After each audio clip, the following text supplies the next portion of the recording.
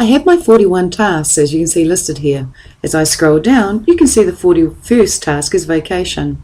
What I'd like to do is change the font for this entire list of tasks. So I'm going to click above row 1. And from the ribbon, I'll click on the Task tab. Here I can change the font in the font group, and I'll change it to Arial Narrow.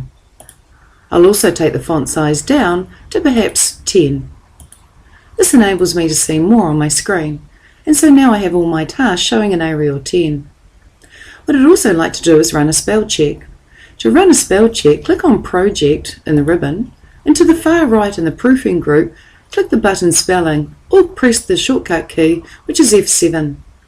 When I check the spelling, it has a problem with audiovisual. It wants to put a hyphen in audiovisual, so I'll change audiovisual to include a hyphen.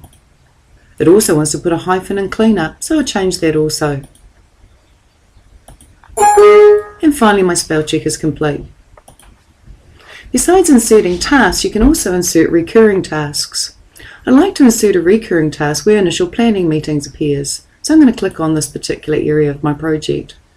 And what I'm going to do is choose the Task tab in the ribbon. You have a button in the Insert group called Task, and this is where you could insert a task without using the Insert key, but I find the Insert keys quicker. You can also insert a blank row, but I want to insert a recurring task. For example, I have a task called Weekly Meeting. And the duration of the meeting is 2 hours, so I'll take out 1 day and put 2H. It occurs weekly and it occurs every Thursday, so I'll tick Thursday.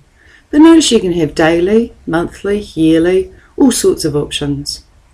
It'll start on the 29th of July and I want it to end after 10 weeks, so I'll set the occurrences to 10.